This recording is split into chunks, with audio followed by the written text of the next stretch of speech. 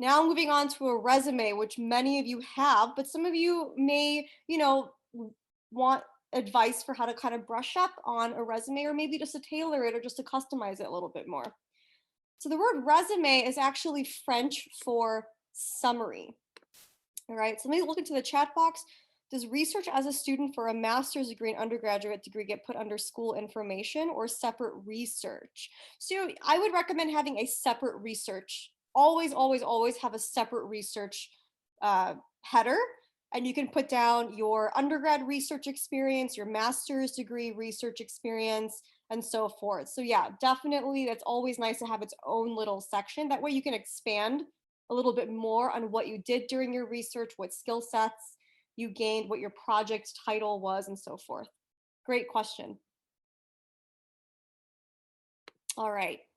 So now let's move on to a resume, which is a summary, which is a great descriptive term for what a resume is.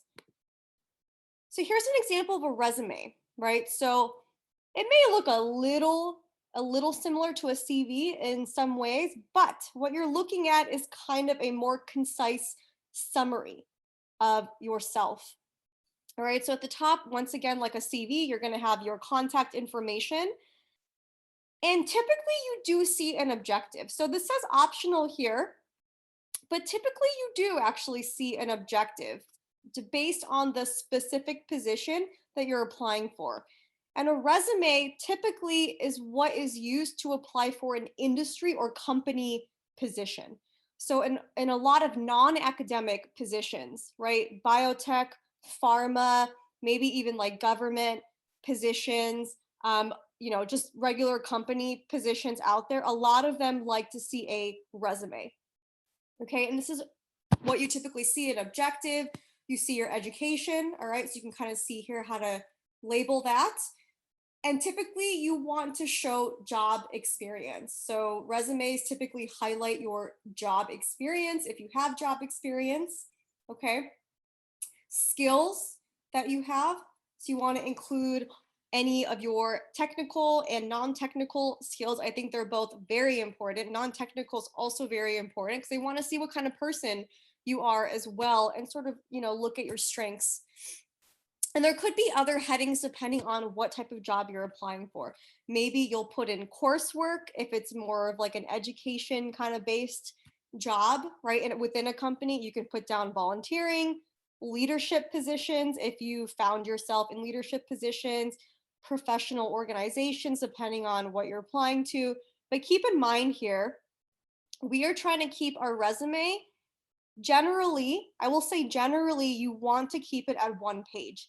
If you have to go to 2 pages because you have a lot of relevant, very strong stuff to put on it that's going to really strengthen your application, 2 pages max. Okay, 2 pages max. But generally, a resume is 1 page. And let me tell you, from people that I've talked to within companies and also hiring managers, 1 page, they're going to look at it, they're going to look at your highlights, your summary, and they're going to kind of know they're going to put you in the yes, we want an interview with this person, or no, this isn't really a good fit. So you really want to tailor your strengths on a resume. You really want to, you want to highlight the strengths that you have with whatever job that you think you would be a really good candidate for.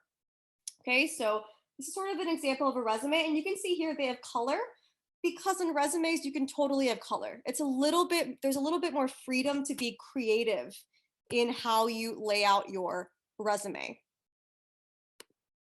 So here are some examples, and you can see that the layout's going to differ, right, depending on kind of what works with you. And these are all, by the way, from the SF State Career Services. So you can download examples straight from the service website on the SF State website. But here's an example. You have the contact info for both of them, actually. This one has an objective. I personally think an objective is really nice to have. You really want to cater it, like I said, to the specific position. Like here's an example of how I would actually argue that this could be more specific here. For this objective, I would say to obtain an internship at blah, blah, blah, blah, blah, whatever company. All right. So I would really make it specific to where you are applying to so that it doesn't sound generic, right? So that they really feel like you are making an effort to want to join their specific company or whatever industry it is. For both of them, you see education here. All right, so this is an example of a grad student who has a master's as well, puts down the master's thesis as well. Here's a undergrad, all right, putting the education. You can see here that this undergrad decided to include coursework, and that could be because perhaps the job that they're applying for wants to see coursework. So it might be useful to show that you've taken relevant coursework to whatever the job skills they are seeking. But you can see for both of them, they have experience, and you can see how they're organizing it, right? They have a bold title for where their experience is at. Underneath it, they have their position, right? So San Francisco Youth and Community Center, position was an intern. Here you see the opposite, right? Where you see the position and then the place below. They both work, okay? They're both kind of telling you the same thing. It just depends on what you want to do. Whatever you do, keep it consistent. If you want to put the bold, if you want the bolding to be your job position, do it for everything. Okay, if you want to make the bolding the location of that position, do it for everything. So whatever you do, just keep it consistent. And then you can see here, this resume here has activities, and whereas here there's leadership and community service, okay, and also skills. So you really want to highlight, what do you think is going to be the most important for this company or this job to know about you? Okay, that will make you look like a strong candidate for their job. So here are two examples. I also have, hold on, my mouse is, there we go. So two more examples here. Okay, so same thing, you have the contact, the professional summary for both. So that's kind of another way to put the objective. You just kind of put down, I'm a independent, self-motivated student with proven sales and marketing skills, or blah, blah, blah. Typically like what you would see on LinkedIn. Okay, so a lot of LinkedIn, you have a professional summary, and we'll go to LinkedIn in a little bit. But that might be a good way to kind of look at that. Same thing, education, all right, experience. I would argue that this education should go up higher. So that's my recommendation.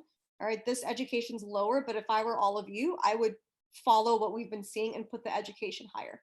All right, education should be the first thing that you see after an objective or professional summary.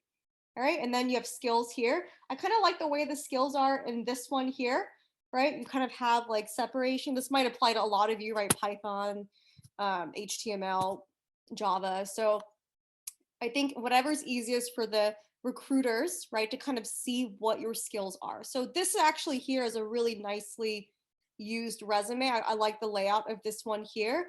And this one's kind of good in showing you how to write job descriptions, right? You can kind of see bullet points, and they're including their skills kind of within the job position here. All right, so like I said, there's no right way to do anything. It's really just how you want to represent yourself.